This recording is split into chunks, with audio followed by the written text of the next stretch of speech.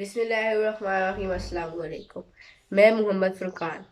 آج میں اپنی پسندیدہ شخصیت پہ بات کروں گا۔ یوں تو مجھے بہت سی شخصیات اچھی لگتی ہے، لیکن حضرت محمد صلی اللہ علیہ وآلہ وسلم میری پسندیدہ شخصیت ہے۔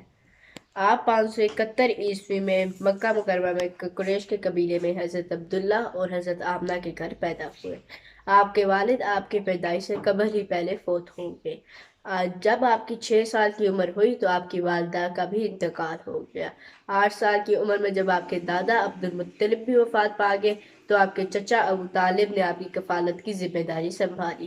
آپ کی رضائی والدہ کا نام حلیمہ سعدیہ تھا۔ جو تو آپ کا بچپن مکہ مکرمہ کی گلیوں میں گزرا، لیکن آپ باقی بچوں سے مختلف تھے۔ آپ اپنے چچا کا ہاتھ بٹاتے، بکریاں چراتے اور ان کے ساتھ تجارتی سفر پر بھی جاتے۔ 25 سال کی عمر میں آپ کی شادی حضرت خدیجہ سے ہوئی۔ حضرت خدیجہ مکہ مکرمہ کی ایک معزز خاتون تھی۔ 40 سال کی عمر میں آپ کو نبوت ملی۔ 13 سال آپ نے مکہ مکرمہ میں تبلیغ کی۔ حالات سے مجبور ہو کے آپ نے مدینہ منورہ ہجرت کی اور وہاں آپ نے اسلامی ریاست کی بنیاد رکھی۔ آپ کی زندگی صبر و استقلال، ثابت قدمی، عفو و درگزر کا مجموعہ ہے۔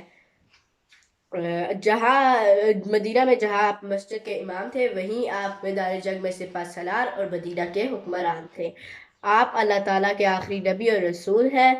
آپ 63 سال کی عمر میں اپنے رب سے جا ملے۔ آپ کا روضہ مبارک مسجد نبوی میں مدینہ منورہ میں ہے۔ مسلمان ہر سال آپ کے روضہ مبارک کی سعادت حاصل کرتے ہیں۔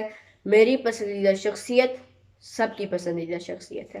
اللہم صلی علی محمد وعلی آل محمد۔